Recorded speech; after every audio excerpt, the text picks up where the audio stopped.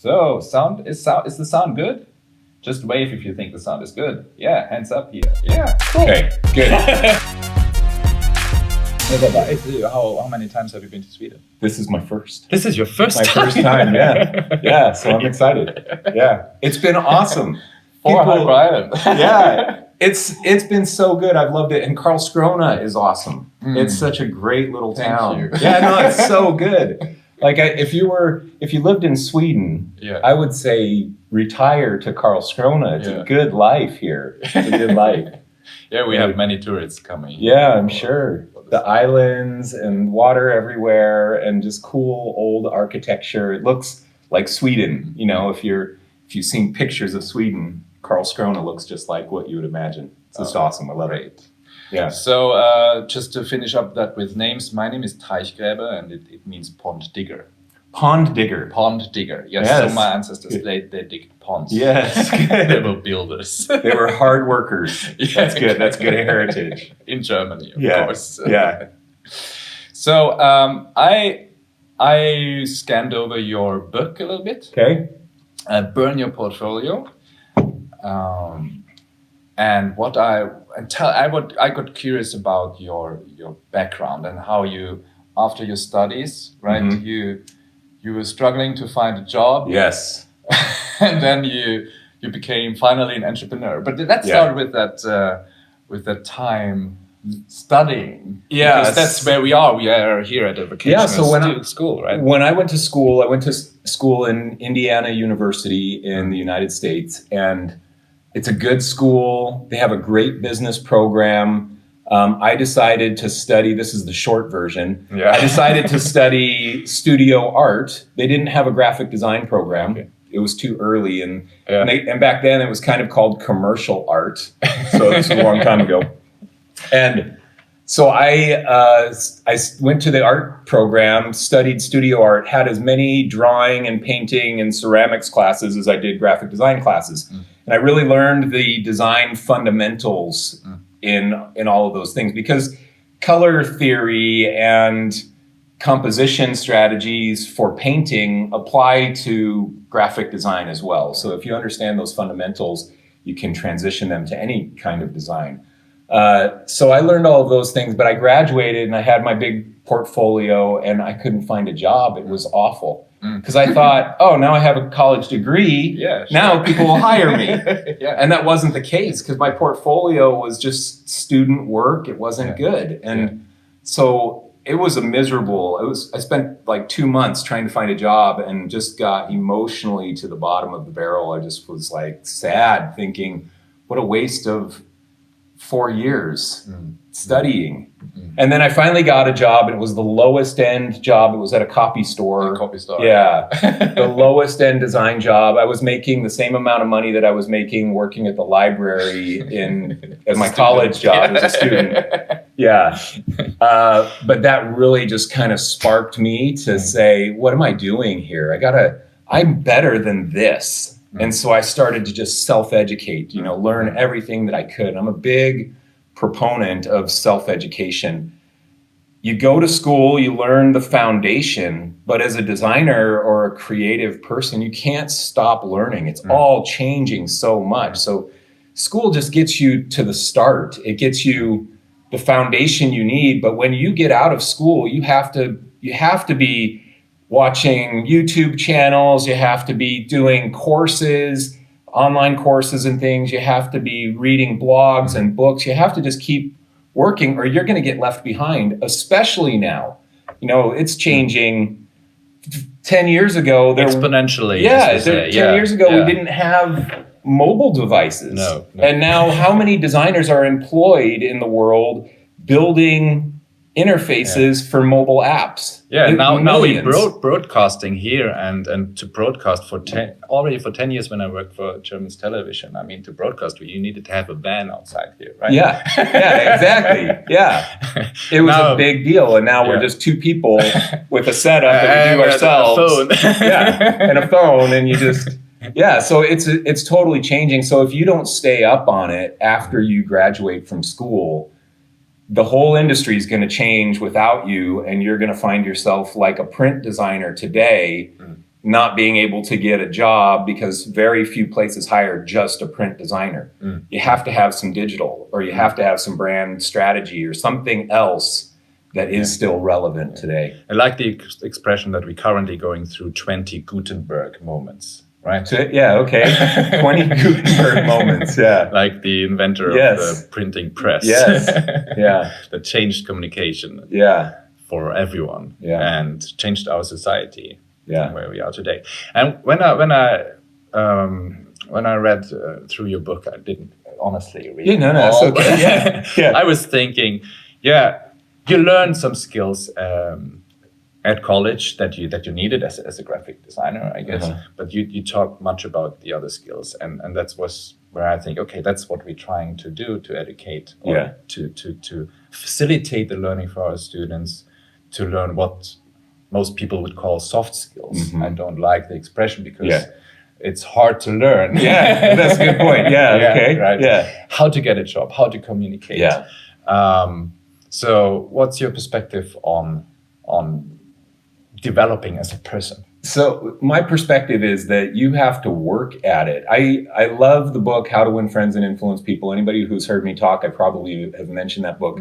It's a must read for like everybody in society.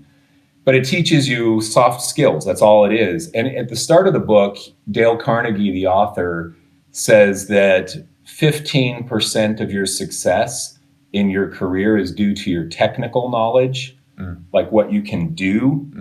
85% is due to your skill in human engineering, is what he calls it. But today we call it soft skills. It's your people skills. It's leadership skills. It's presentation skills. It's the client management elements. It's all of those interaction skills that are so important. And that's 85% of your success. And the reason that that's so important as a creative is that as you progress in your career, you'll eventually get promoted out of even doing the design work. Like I got, a handful of years. The Peter principle. You don't do it anymore. Now you just manage other people doing the design work, and you spend all your time in a strategy meeting, in a client meeting, in employee reviews. You're spending all your time interacting with people because you've gotten so good at the craft that you've been promoted out of doing the actual thing,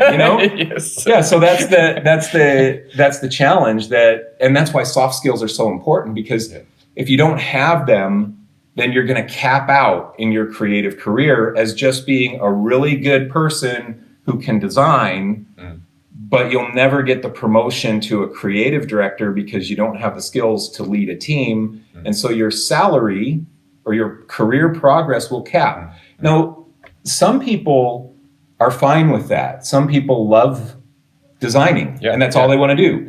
And that's fine.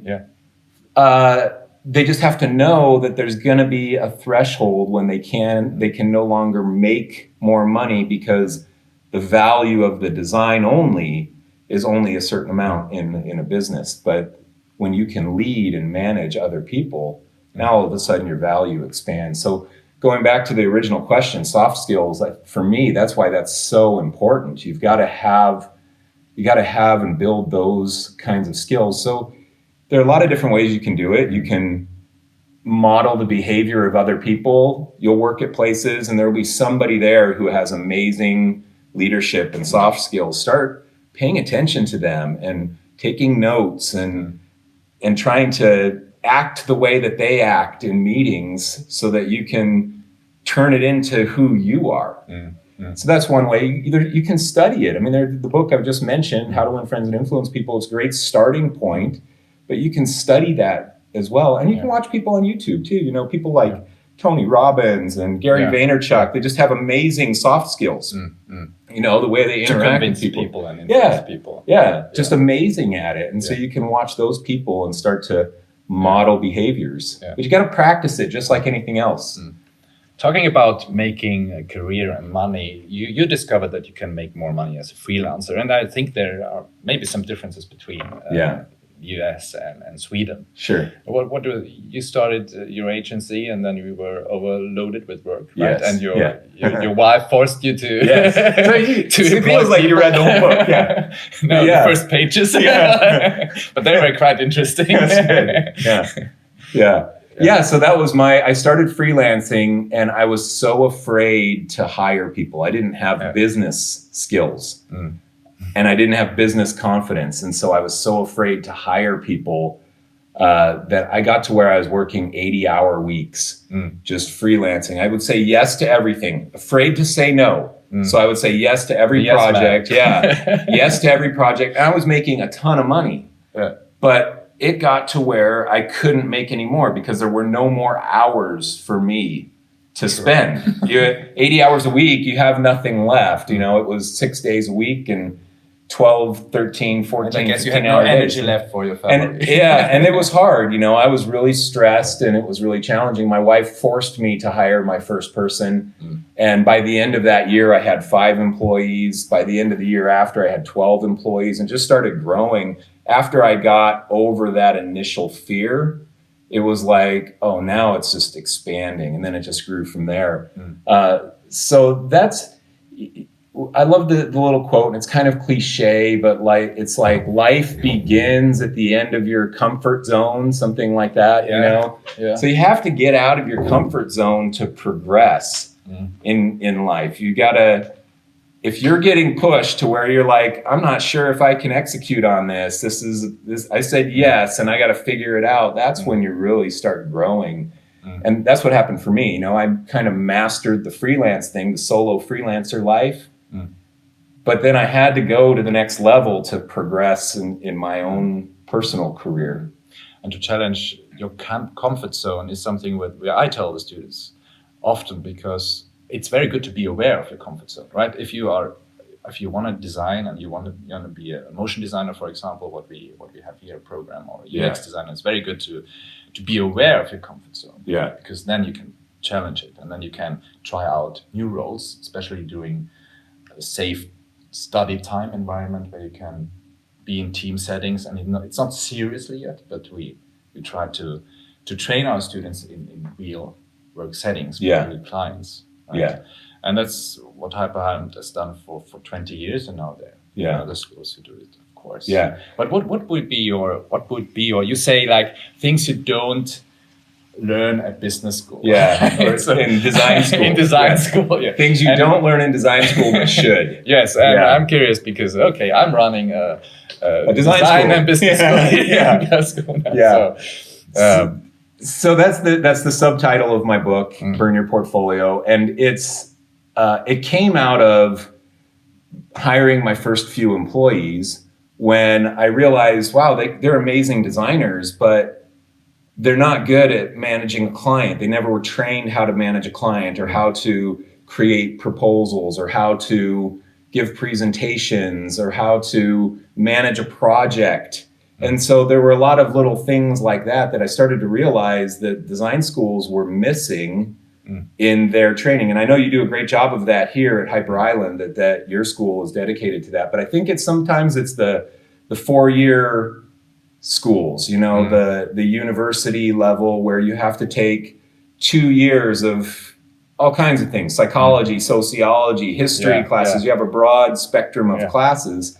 And one of the benefits of a design school is that you focus almost completely on design and then the tangents of design, some things like business concepts and strategies and things. And so that's a benefit to a school like Hyper Island that does a great job of just focused knowledge, focused delivery knowledge.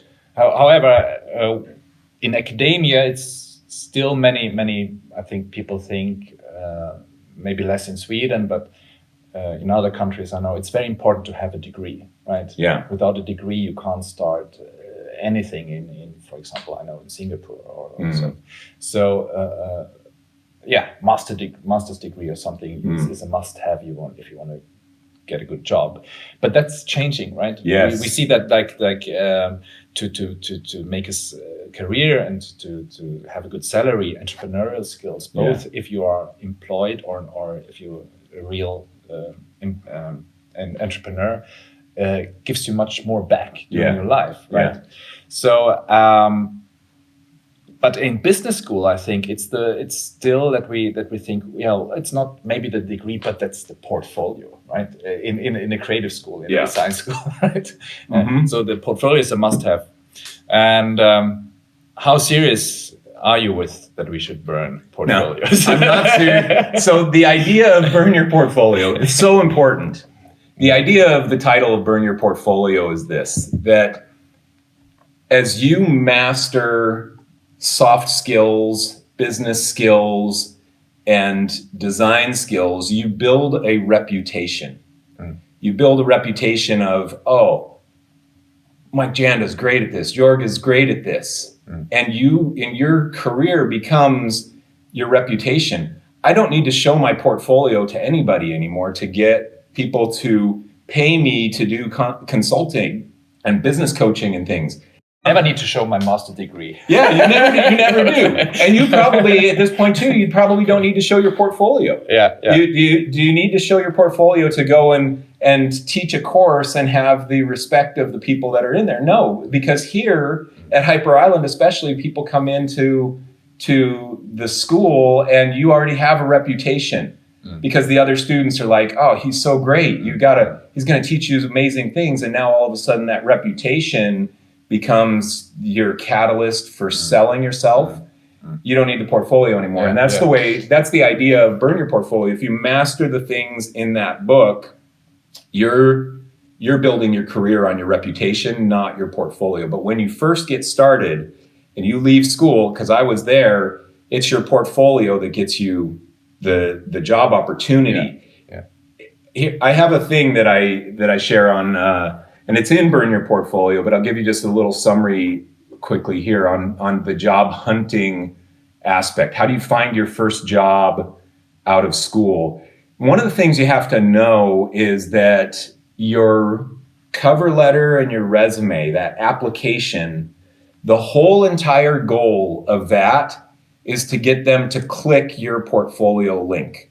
So you send, the people you're applying to are busy. They wouldn't be hiring if they weren't extremely busy. So you only have a few seconds to get them to click your portfolio link. So you send in your application. In the first paragraph, you say something like, hey, my name is so-and-so, and I'm really interested in your job. Try and make it something personal. Like, I went to your website and I was super impressed by the portfolio of your agency. Try and make something personal. Or I looked you up on LinkedIn and I see that you worked at this place. I love that company. I bet that was a cool experience. You try and make it something personal. So now they're like, okay, this isn't just generic. And then the next thing is, here's my portfolio link. I would love to be considered and come in and interview. And you try and get them to click that. Now you can add more after that, but you want to get them right to there because they're only giving you a few seconds. They're super busy. Yeah. So they're like, okay, I'm just going to skim, click. And then they get to the portfolio. Now you only have a few seconds to sell your design skills to them. So that portfolio link better have in the very top section some great design aesthetics. It better be impressive because they're going to judge you right there. And they may click on one project, maybe. Yeah, if they have the time. If they have the time. But they're going to judge you on that very first thing. Now, you have to have all the other stuff. It has to look robust. It has to look like you've got talent and depth of skill. But it's going to be from them just a scroll. They're just going to give you a few seconds. They're going to scroll down. They're going to be like, okay, I'm interested at the resume cover letter phase. Now I'm looking at the portfolio. Okay, yeah, it looks good. And then they email you back right then and say, hey, I would love for you to come in for an interview. And then they schedule it and whatever. Then the next part of this process goes the interview. Now, this is a big thing that a lot of people don't know, that if you got to the interview, they've already judged your design ability.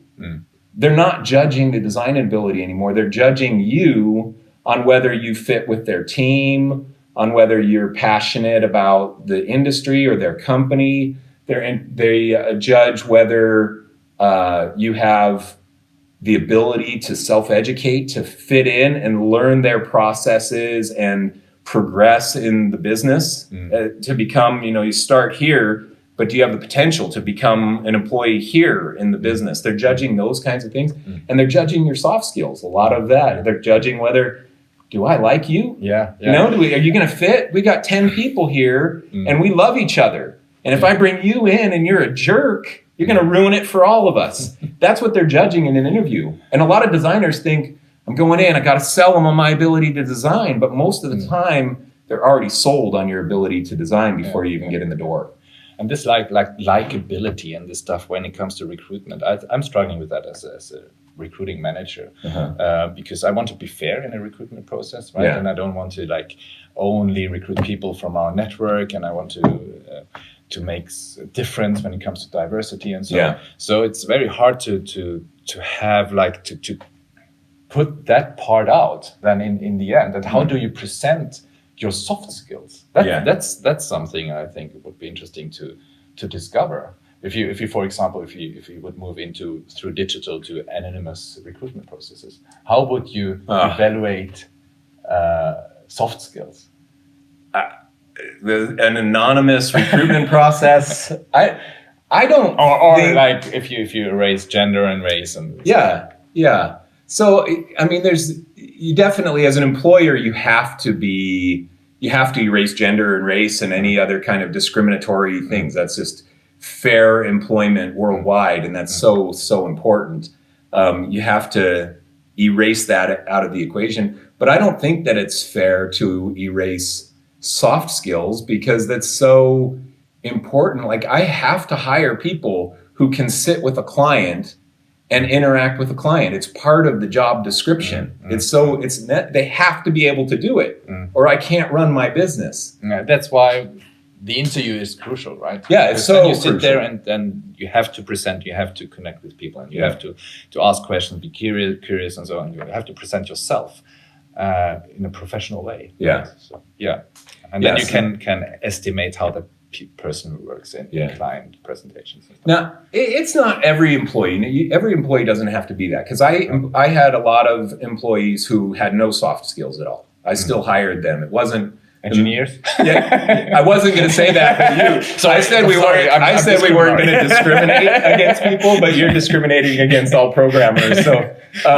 but sometimes it's programmers have more, just in the quirkiness of the style of people.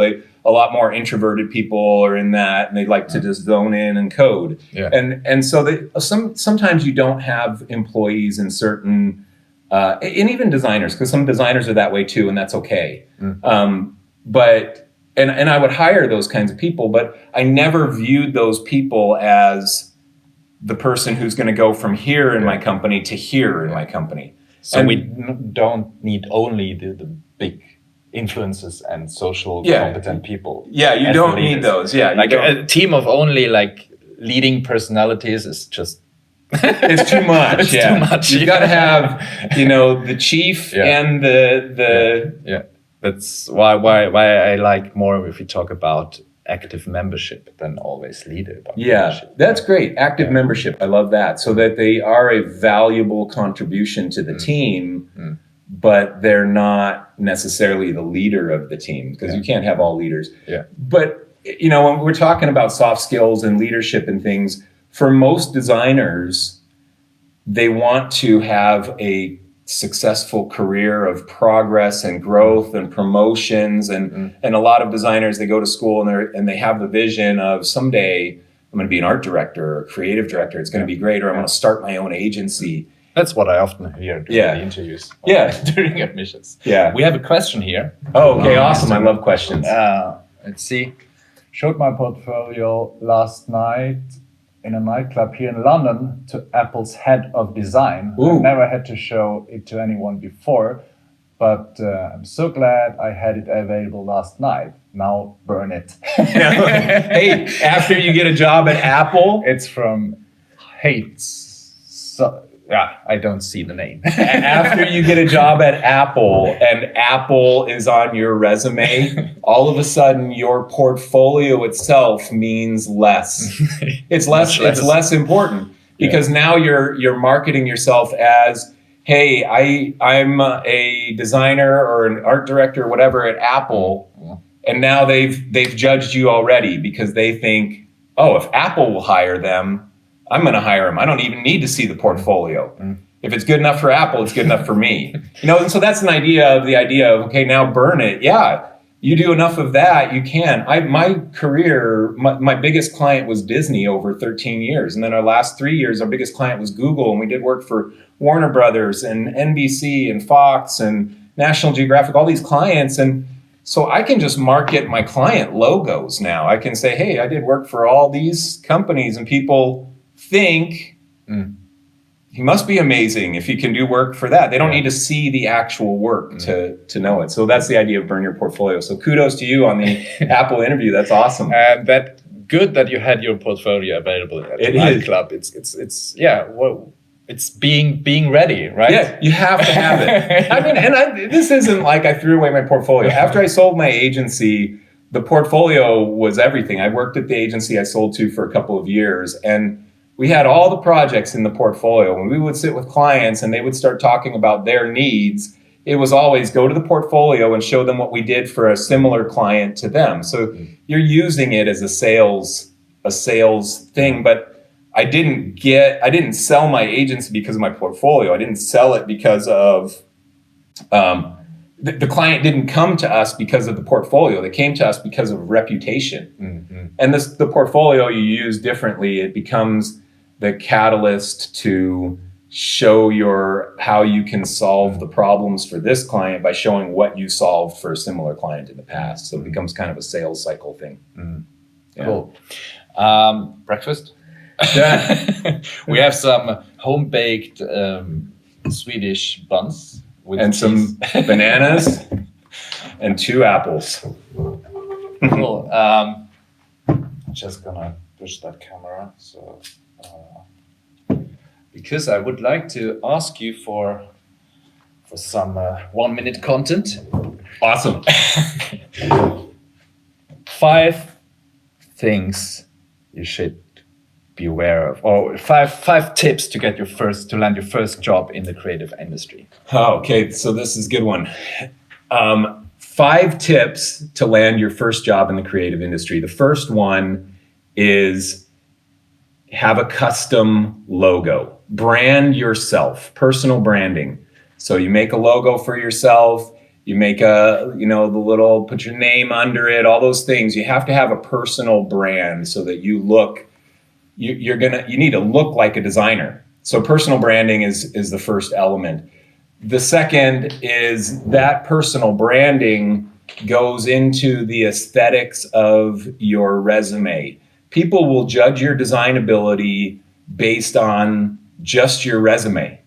They'll look at it. I did it all the time. It's like, if this looked like a default Microsoft Word resume template, then I was like, aren't you a designer? This is what I would think in my head. Aren't you a designer? Because the designer's resume should be designed. Now, I'm not a fan of people going crazy on the design of a resume, but you can make it designed with the subtle aesthetics, your color choices, your leading, the font choices, all those things, just the subtle, clean aesthetics. Don't make it crazy, but just make it nice and polished, clean design, because you'll be judged on that. So those are the first 2 things. I mentioned a couple of the other ones, your resume. Oh, a custom cover letter. Don't just be a generic applicant. Be the applicant who has done a little research. In your cover letter or your email to the potential employer, you're telling them something that you are interested about their company. So go to their website, go to their social media, connect with them on LinkedIn. And then you can start your cover letter saying, hey, I just connected with you on LinkedIn. I'm super excited about your job opportunity. Now they go to LinkedIn and they check you out on LinkedIn. They look at your picture, they look at your background there. So, and you've made a personal connection. So do everything you can to try and make a personal connection with the potential employer before you go to get your job. What am I on now? Number 3? That's 3? Yeah. Okay. 3.5. Okay, 3.5. And then let's say the other one, and I mentioned this already as well in the earlier conversation, but I don't think it's in this video, is that if you get the interview, 9 times out of 10, they've already judged your ability to design. And you're there to sell your ability. You're trying to sell yourself as somebody who fits in their team. You're trying to sell yourself as the person who can solve their problem. And they have a problem, or they would not be interviewing. So you should ask them, hey, why are you hiring somebody right now? What are you trying to solve in your business? And sometimes they're going to tell you, hey, we need somebody with motion graphics because we get motion graphics work and we don't have anybody who can do it. Now you know, okay, I better talk about my motion graphics abilities and show them my sizzle reel and things. Sometimes it's going to be, well, we just have way too much work. We're buried. Our people are working too many hours and we need to hire somebody because we need more production hours. Now you're going to talk about the speed that you can do. I can work super fast. I was always the first one done and did the best work out of everybody in my class. You're trying to sell yourself. So you want to understand the problem that they have and position yourself to fill that problem. And a lot of people applying for jobs, they don't even ask. I always say, hey, what questions do you have for me? Yeah. And they don't, and they say, I don't think you answered everything. I'd like to talk. So I would talk a lot in the interview, and I felt the need to sell them on the company, but so I would answer a lot of questions. Yeah. But the skill of asking the right questions to me. Yeah, it's so important. And it can make the difference on you getting a job because they have a problem. You've got to position yourself to fill that problem. Okay, so I think that was 4, 4.5, maybe 5. I can help you with the last one. Yeah. Yeah. I think consider to make a real effort, because what I've read a research about how many applications you need to get an interview. Can you guess? It's an average based on a research in Sweden. I'm going to guess to get an interview, 30. Good. Yeah? Yeah. Good. Well, is that the number? Yeah, between 25 and 30. Yes, good. And how many interviews do you need to get a job? I'm going to guess 5. Woo!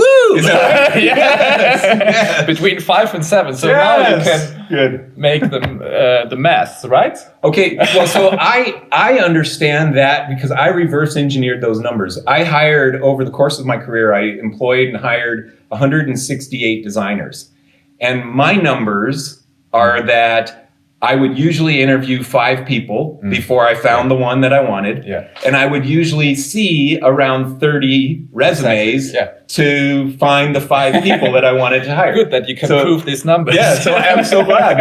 I'm glad I got it right. But that means as a job seeker, or that you have to really don't give up after your 30th application, right? Yeah. If you just get 10 no's, that's nothing. You have to count with 100, 125, real quality applications, you mentioned, personal contacts and so on, to land that job. Yeah. And the other thing too, I think that just came to me as you were talking, don't be sad if you don't get the job. You don't want to be a misfit in a job.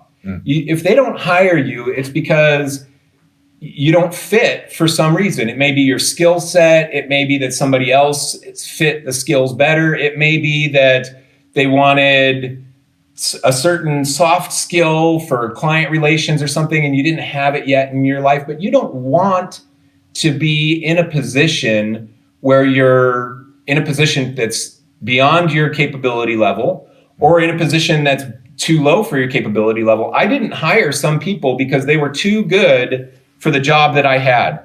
They would be bored. I didn't hire them because they should be somewhere else where there was a better fit for them. So it's a good thing if you don't get the job, because you don't want to have the awkwardness of going to work every day, feeling outclassed for yourself and where you are. So it's all kind of a lot of people, they don't get the job and they're like, oh no, I'm a loser. Yeah. But it's not that you're a loser. It's just that it wasn't the right fit. That's all it was. And it's the mindset of feeling better the next time. Yeah. Yeah. And you want to keep going until you find the fit. Hey, here's another little thing too.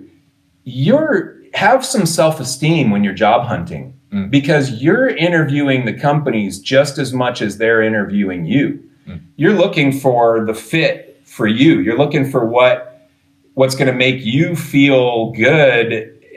You're trying to interview them. So I always ask, hey, what questions do you have for me? And I'm always sad when they don't ask questions, but I want them to ask things like, tell me about your culture here. Why do people like working here? How long do employees stay at this company? You have to make the employer work to get you as well, not just the other side. And a lot of times as designers, we're insecure and needy as a whole. And we go in and we're just like, oh, please hire me, please. That's what we think. Yeah. But the reality is that the employer, every interview I ever had, I'm sitting there thinking, before the interview starts, I'm thinking, I hope that this is the last interview I have to do for this position. Because I don't have time to interview 5 more people. Exactly. So please, number 1 interview, please be the right person, because I don't want to do this anymore. Yeah. And so I'm hoping that just as much. So the employer and the employee, they have aligned goals at the start of the interview. And you can interview the employer just as much as they're interviewing you, because you're trying to find the right fit for you. And if you get a no, be aware of that. The people who succeed, you only see the success, right?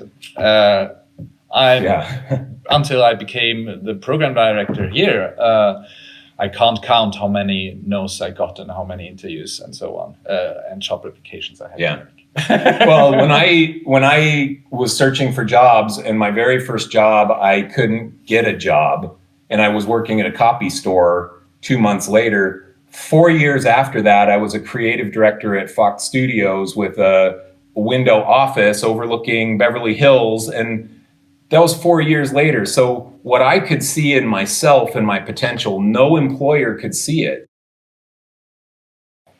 You at a low end start does not mean that there's no success in your future. Yeah. I have a little thing, I've used it on my Instagram, but it's where you start is not a reflection of your future value. It's not. Cool. Yeah, you start wherever, but it doesn't mean that you're not going to be able to climb whatever mountain in this industry that you want to climb. Shall we check for more input here? More questions. Good. So, hello.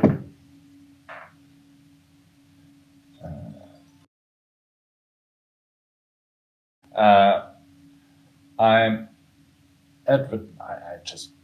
advertising creative who makes memes about the Swedish industry.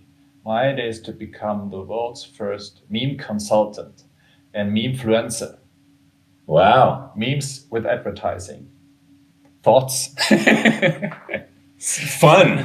That's an interesting thing. I've never heard that before, and that's really interesting. But if you think about social media and viral advertising and how important that is, that's an interesting idea. So kudos to you. I've never heard that before. It's really unique. Great. I don't think you're competing with very many people, which is a nice thing. So niching, when I talk about niching, I'm always talking about you want to niche down to where you can, as tight as you can, but you still have enough potential clients to fund your business.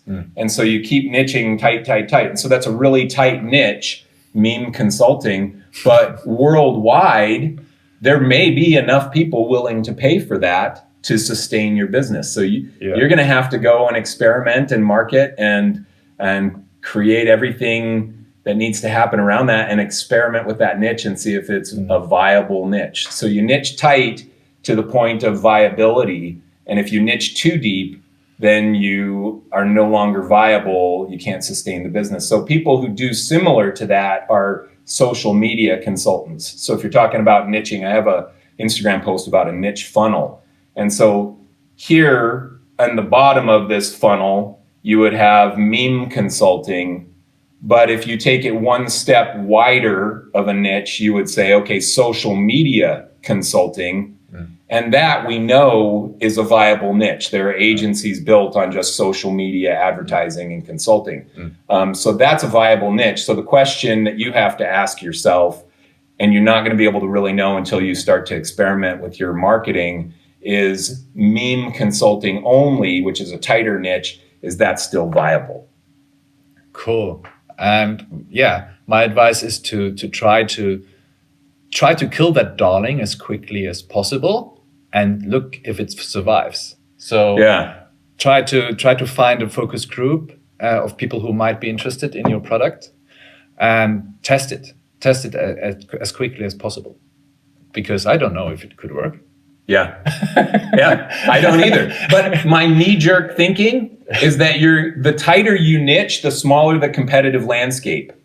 And so you just have to find out if there are enough customers looking for it, because you know that you're not competing against very many people. If you say social media consulting, all of a sudden you're competing with thousands of other providers worldwide.